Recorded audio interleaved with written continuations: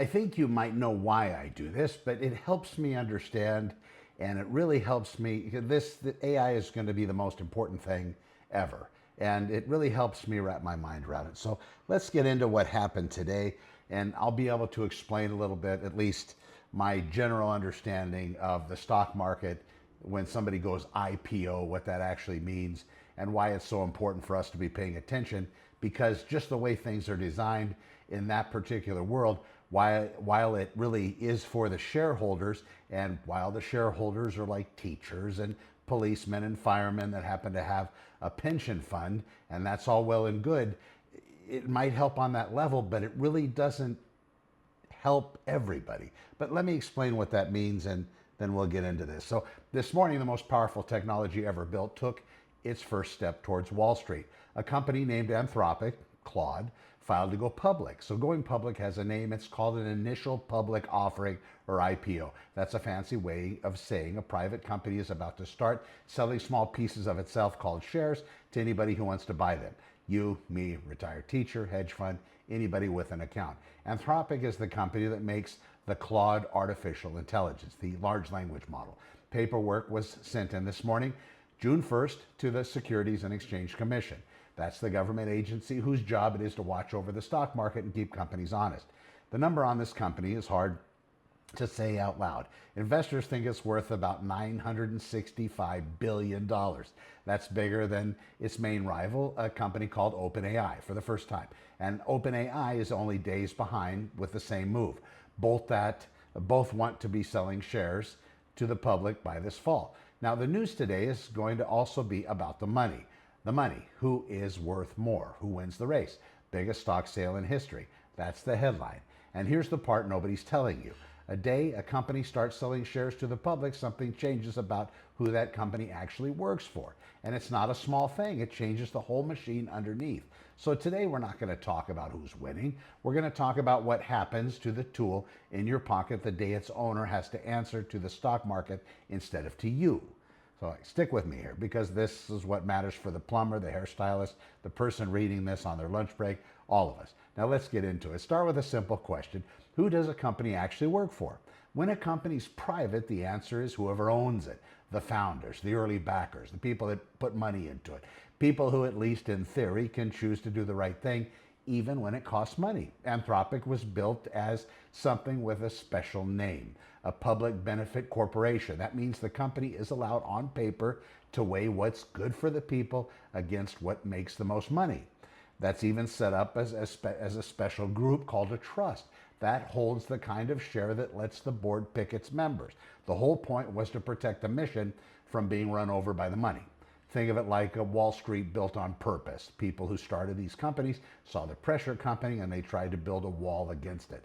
What is the pressure? It's the day you go public. Because when you sell shares to the public, you're selling pieces of the company to millions of strangers, and those strangers all have one thing in common. They don't buy in to make the technology good for the world. They buy in to make the price of their shares go up. That's not evil. That's just what buying a share is. You buy hoping it's going to be worth more later, right? It's going to increase in value. But here's where it gets real for you and me. Once a company's public, the law tightens its grip on the people running it. There's a legal rule called fiduciary duty. Say it with me, fiduciary. Fiduciary. God, now it sounds even worse than it did a second ago. Fiduciary. Fiduciary. It means the people in charge are legally required to act in the money instead of the shareholders. Not the people using the product, not the company, but the shareholders. Fiduciary. Let me show you what that does. So right now, while these companies are still private, a leader can stand up and say, we're going to spend 1.5 years testing this before we let it out, because it could be dangerous. A private company can swallow that cost. A mission can justify it. Public company that says the same thing watches a rival ship first, watches its share prices drop, watches the board show the leader the door. Caution becomes a liability. Slowing down to get it right becomes the thing that can get you fired. Read that twice. The behavior we should want most becomes the behavior that ends your career. Now, let's make this real with names, because it's not a guess. This already happened. Let me tell you about a man named Sam Altman. He runs OpenAI. the company that makes ChatGPT. You've probably heard of it. Back in November of 2023, his own board of directors fired him. A board of directors is a small group of people who sit above the chief executive and are supposed to keep watch on him. They said that they had lost confidence in him. Underneath that, people it said, had not been straight with the board about safety. And the board didn't even get a heads up before some big product launches. So the board fired him over exactly the stuff we should care about: honesty and safety. Here's the twist. 5 days later, he was back. Money came roaring in to save him. His giant business partner and the company's own workers who held shares forced the board to put him back. The board that fired him got replaced instead. So sit with that for a second. This was the board built specifically to protect the mission, not the money. And they pulled the trigger for the right reasons. And the money reversed it in 5 days while the company was still private. Now imagine that same fight after the company's gone public. After fiduciary duty is locked in and there is a share price on the screen every single day. The mission-minded board doesn't lose in 5 days. It never gets to swing at all because the people in those board seats answer to the share price. And rushing the product out is what makes the share price go up. Now that's the chilling part. Going public wouldn't make the right people more accountable. It would make the reckless choice the legally safe one. Now let me give you a second name, and I want to be careful and fair here because the next part is a what if. It hasn't happened, but I'm asking you to imagine. So imagine a leader of one of these companies who decides to say no to the government. Say the government wants the technology to be used for spying on regular people or for weapons that pick their own targets with no human pulling the trigger. And the leader says no, not for sale, too dangerous. While the company is private, he can say that, and the mission backs him. After the company is public, Anthropic, saying no to a giant pile of government money is the exact thing that gets him in legal trouble. Legal. He's breaking the law because remember the rule. He's legally bound to chase the shareholders' money. A shareholder could turn around and say, you left all the money on the table. You broke your duty to us. He might not get fired, but he becomes someone who can be sued and squeezed for making the right moral choice. Right. The wall that protects him is the private structure. Going public is the thing that tests the wall. And then there's the third kind of leader, the one the shareholders can't touch at all. You know the type. Founder who runs his companies on force of personality, holds enough voting power that the shareholders simply can't remove him no matter how strange things get. And it's his own kind of problem. It's not the tyranny of the share price, it's the tyranny of one man. Neither one is built around what's good for you. So look at the three of them together.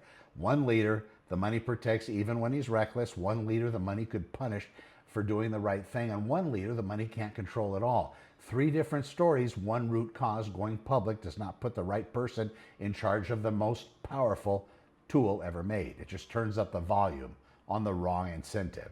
Let me show you. We've seen this movie before. We didn't just know we were watching it. Social media. The companies that ran the feeds had their own research.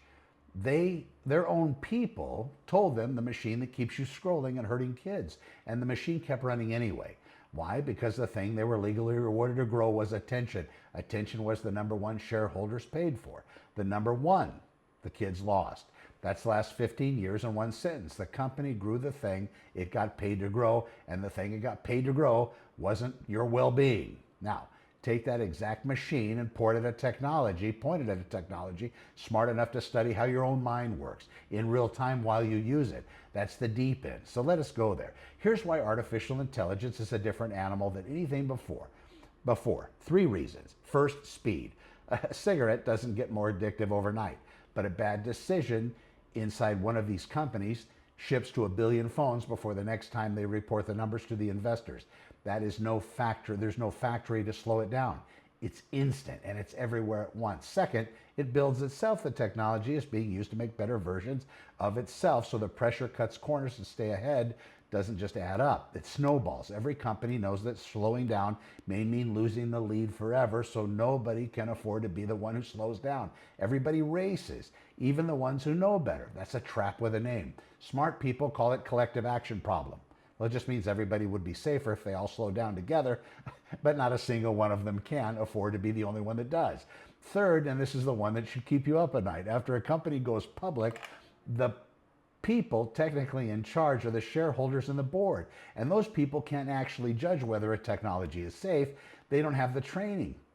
Nobody sitting on an investor board can call and read the inside of one of those systems and tells you that it's dangerous. So you have the most powerful tool in history, and the people legally steering it can only see one thing.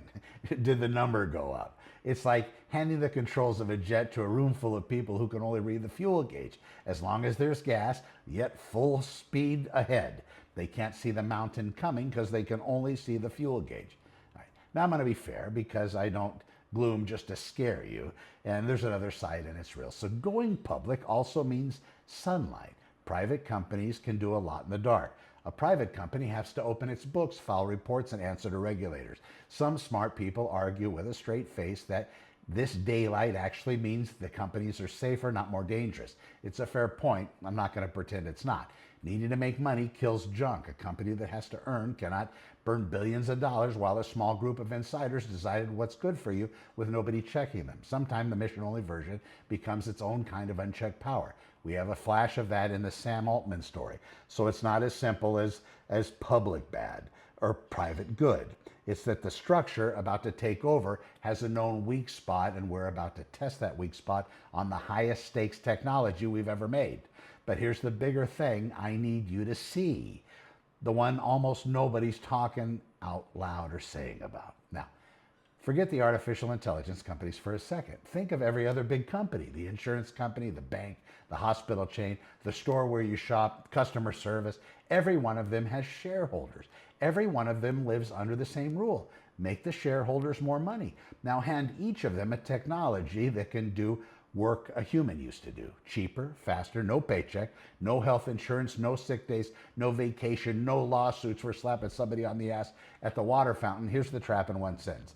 The same law that says make the shareholders more money now also says by simple math, replace the human. It's not a choice some cruel boss makes in a dark room with smoking cigars and all of that smoke in the room, which is awesome. This is what the structure demands. If a machine does the job for 1/10 of a price, and your legal duty is to the shareholders' money, then keeping that person is the thing you can get sued for. The person becomes a liability. So the human worker becomes the expensive optional part. And expensive and optional is exactly what gets cut. This is the part that is a bad deal for regular people. Not because anyone's evil, because the rules reward it and make it the law. So the real question is the one you should be asking. How does it get changed? I got no idea. There's no magic answer. But there are real ways, and I'll give you some of the strongest ones. The weakest way is hoping companies just choose to be nice. That falls for the reason that we've already covered. It fails that way. A company that keeps expensive humans while it rivals switches to machines gets punished, and the board replaces the leadership. Niceness cannot beat the rule. Now, a stronger way is changing the kind of company itself. Remember that special wall Anthropic built, that public benefit corporation? More companies could be built that way. We're doing it right by people. We're doing right by people is written into the company's own rule book, so leaders can't be sued for it. The catch is almost no big company chooses to do this on its own. The strongest near-term way is a law that sets a floor. Here's the logic, and it is the key to this whole thing. If the law forces every company to do something, then the money rule stops fighting against it, because you cannot get punished for following a rule your rival also has to follow. A law says that you must give workers warning and retraining before a machine replaces them. A tax on companies that automate used to help the people who lost the work. Rules that simply slow the speed of replacement so people can catch up. Whether any of it passes is a fight in the voting booth, but not a problem with the technology.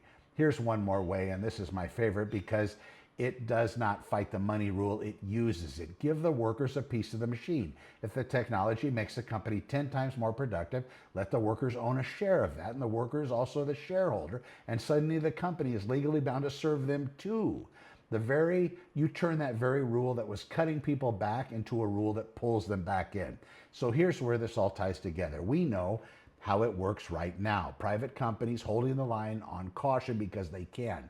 We know what it looks like when they go public. The line gets harder to hold because the law starts rewarding speed over safety and the share price over the person. And we know the second wave coming right behind it because every public company that buys this technology faces the same simple math that says the human is the expensive part. None of this has a villain. It has a set of rules and laws doing exactly what they were written to do. Here's the good news, and I have to end here, or this is just doom. Now, the rules are written by people, court decisions, tax laws, company rule books, board rules, every single one of them a human choice. And a human choice can be made a different way. The machine can be rebuilt, not a law of nature. It's a fight. So when you hear people arguing about rules for artificial intelligence, and it sounds boring and it sounds far away, understand what's really on the table. They're deciding whether the bell that rang this morning turns these tools into something that works for you or something that works on you, and whether a company down the street sees you as a person worth keeping or a cost worth cutting. This is not a technological story. It's a kitchen table story. Let me bring it all the way home. The reason I've been saying this for a long while, long before this morning's filing, is I use these tools every single day in real estate, voice technology, software for small businesses. I'm not watching from the cheap seats. I have my hands in the machine, and the machine is good and the best leverage a one-person operation ever has. But I never forget who built it or who they are about to answer to. This morning was the starting gun. Anthropic first, OpenAI right behind, both aiming for this fall. By the end of the year, the most powerful technology on earth is going to be owned in part by the stock market, and the stock market asks exactly one question: did the number go up? So while we ask a different one, the question they will not ask on the investor call: does this really work for the person reading this on their lunch break or watching this video? That's the whole game. This is why this show exists, because the people building these things aren't thinking about you. That is not hate, it's math. So we think about us. Artificial intelligence for everyone, not just the people who can afford to buy the shares. Let's be careful out there. I'm Connor with Honor. We'll see you in the next one.